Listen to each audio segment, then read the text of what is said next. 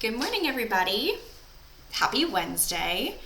Do you remember what our theme is this week? We are talking about artists. Do you remember what our letter is? Letter L.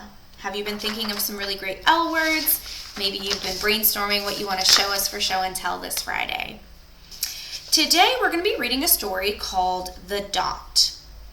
And after we listen to the story, I want you to think about what kind of art you like to create. What type of medium do you like to use? Do you like paint? Do you like pencils and drawing? Do you like clay? So I want you to think about those two questions today.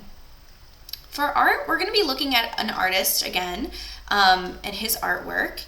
And this artist's name is George Seurat. And he was really well known for his pointillism paintings.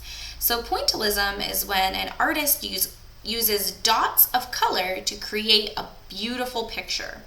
So I provided a picture for you today of one of George Seurat's paintings for you to be inspired by. And then for art, you can create your own pointillist painting. You can use paint that you have at home, or for science, I provided an activity that you can try. You can make your own paint. A long time ago, there were no stores that artists could go to buy paint. They had to make it themselves using organic material that they had.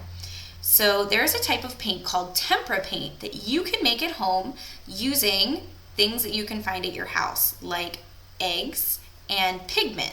So a long time ago for pigments, they would use things like crushed up flowers and different foods that have color in them.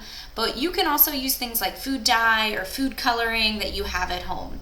So to make your own paint, what you're going to do is you might need some help with this task, but you're going to separate an egg. So you're going to separate the yolk, the yellow part, and the egg white. And you don't need to use the egg white. You can save that and maybe cook something later with that.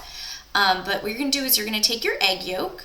You can use one egg yolk. If you want to make a lot of paint, you can use more. I would suggest starting off with one for just one color, and then if you want to make different colors, you can use the egg yolk. So you're going to take your egg yolk, you're going to break it apart, and you're going to mix it up until it's a nice liquid and it's all mixed up. And then you're going to add your pigment.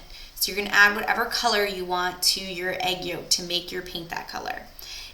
And then you're going to think about how thick you want your paint. If you want it a little bit more runny, like a watercolor paint, you can add water. If you like a thicker paint, you can just keep it as it is.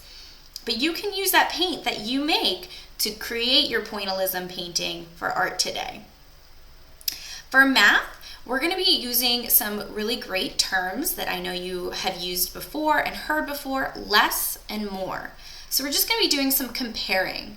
So you can look at something and say, that has less than, and compare it to something else. So if I'm doing this activity, I have this whole bin of markers, right? And then in this hand, I only have, one marker. So in this hand, I have less markers than in this hand. And in this hand, I have more markers than in this hand. So you're just going to be comparing and seeing what has more and what has less. For movement today, I would like for you to try and do some dance. We talked yesterday about how dance is an art form. I suggested dancing with a hula hoop, but you can do it however you want. You can, if you take dance classes or you like to watch dancing, you can try any dance you want, but try to think about those dancers who use movement as an art form. That's everything I have planned for you today. I really hope you enjoy the science activity, making your own paint, and I will talk to you guys tomorrow. Bye.